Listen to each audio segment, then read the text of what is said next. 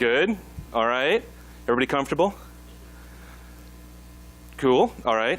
Well, you're supposed to say yes. So say yes. Thank you. I'm about to make you a little uncomfortable, probably, because I'm talking about a word that's trending a lot right now. It's the word called diversity. It's a subject that a lot of people talk about. Some people feel kind of passionate about it. If you take a look at the message boards, you take a look at things, there are a whole lot of discussions happening about this.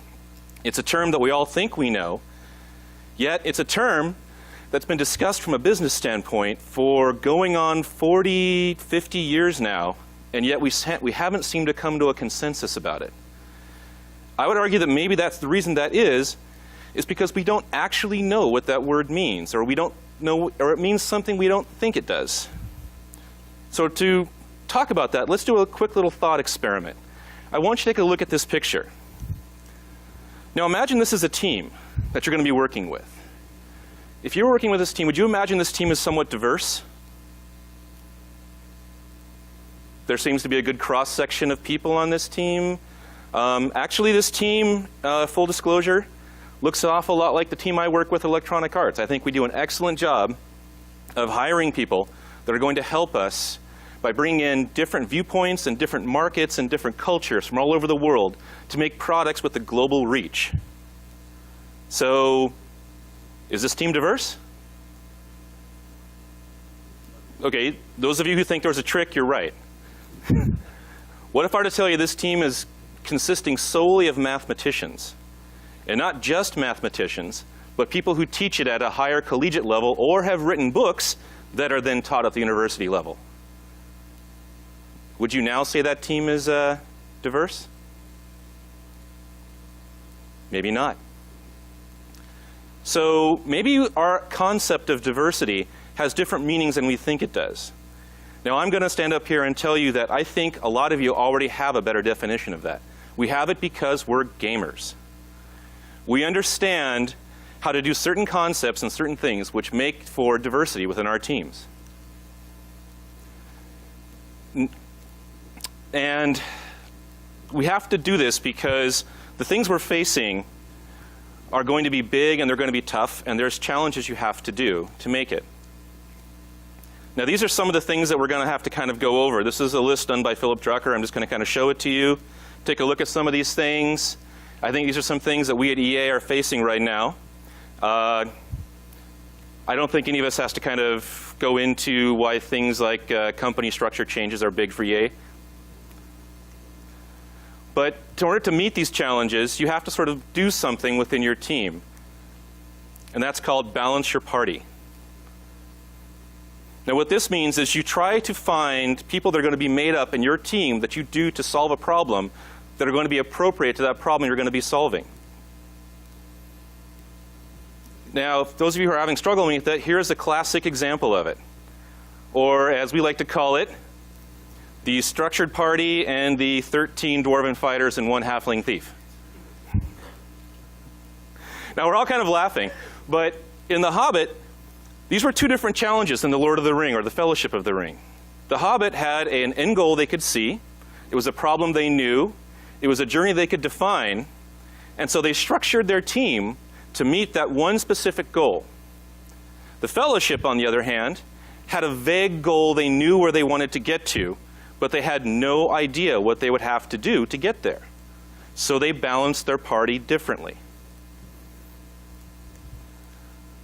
Now, what are some of the things that we take a look at when we're balancing our party? Certainly we want to look at multiple ways of doing things. We want to look at different roles in different groups. One of the things that we can all agree on, especially at Electronic Arts, is that we want the people who are the brightest and the most intelligent to be sitting next to us to solve that issue. So this brings us to a second question. What does intelligence mean? When you think of somebody as being intelligent, what do you think of? This is actually not a trick question. This is actually a problem that people who are behavioral scientists and people who are very smart, a lot smarter than me, have been struggling with for centuries. Now, I think somebody had come up with a solution for this idea, in that they said there are a couple of things that we normally think of when we talk about intelligence, but they're probably not the full scope of it. There are a lot of people who don't fall into a traditional IQ thing that are very constructive, they do a lot of great things, and they contribute a lot to society.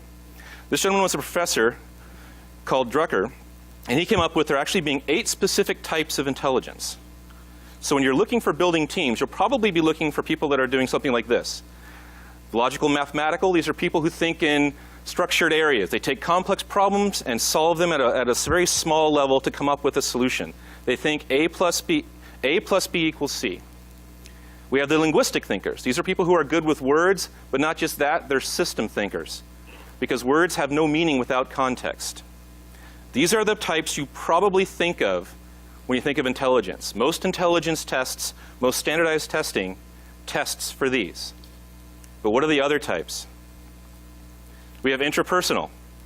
These are people who think about themselves, their own emotions. They understand their own motivations and what makes them tick. This is important because you can't define what is going to make somebody else happy unless you can both define what makes you happy and separate that from your assumptions about them. We have spatial. These are people who think visually. They think in terms of pictures. If you say the phrase church to them, they won't see the word, they'll see a picture of a church. But more interesting, they'll also see another picture and another picture and another picture and another picture right behind them. So these are the people who think in terms of mood, of concepts, of visual relationships. So the next time you're playing a game and you feel like this really has a great mood, thank somebody with spatial intelligence. Interpersonal. These are the people who are wonderful in groups, are the life of the party. These are people who can come in and immediately tell what's going to make a good group work and how to get them working. And these are the musical people. These are the ones who think in terms of tone, of auditory sensibility. I mean, the obvious one is to think of these people as being the game sound engineers. But when was the last time you were on a conference call with a country that was far away with possibly spotty infrastructure with somebody with a thick accent? Would it have been useful if you had somebody like this on your team to translate for you about what was being said? And finally, the kinesthetic. This is my favorite one as a gamer. These are people who think in terms of movement. They're sometimes called jocks, but that kind of is reductive. These are people who actually understand how bodies move through space. So it's my favorite one because as a gamer, I started playing games a long time ago. Back when it was 16 bits on a little console that cost the equivalent to probably a small car these days. And everything there was very jerky, even up to about 15 years ago. Movements were jerky and unnatural, no matter what our computing power was. These days, we have people working on infrastructure skeletons that accurately mimic the stress points of how a body will move under different conditions. So this is beyond motion capture. This is actually how a body works, and it increases your believability and your immersion in that game immensely. Did that look familiar to anybody? Well, good. I'm not the only one who thinks that.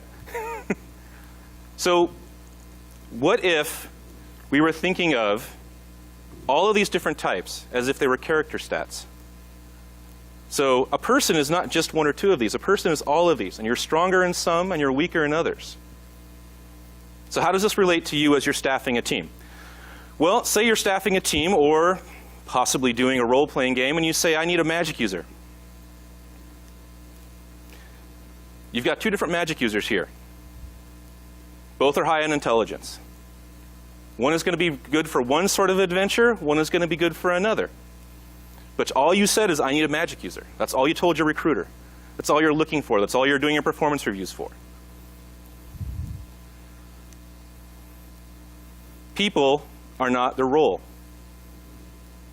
They are not the sum total of your job description, and they are not the things they do on a different day. They bring strengths and weaknesses to what they do. They bring abilities and concepts that you can only hope to imagine.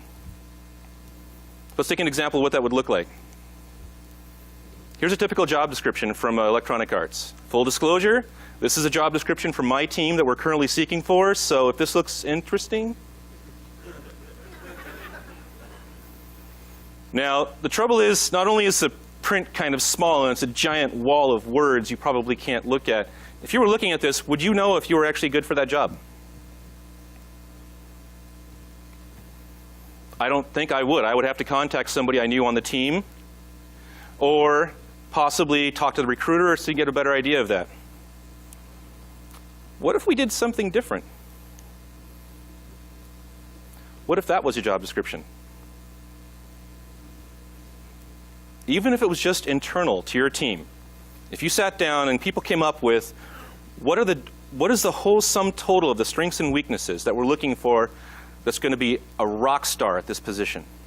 Sure, yes, we need high intelligence because we're doing this, but are we willing to give up interpersonal? We need somebody who's going to be a team leader or somebody who's in touch with their emotions or both, and who are we willing to pass over because they don't have both?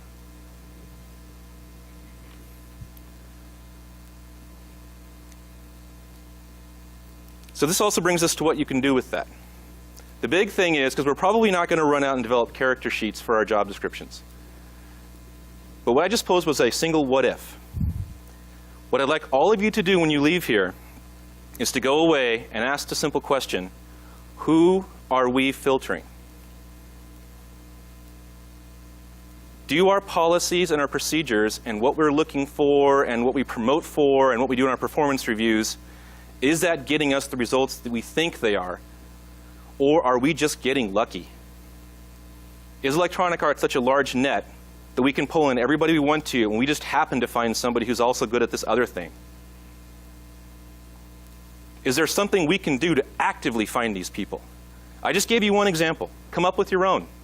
Surprise me. Surprise everybody. And here are the two things to come away with this when you're thinking about that, which is your attributes, the things that you are not your role, and you are not, and the role is not the attributes. And also, balance your party. And a third thing, thank you, my nerds. I didn't have to explain any of this to you. That was very welcome.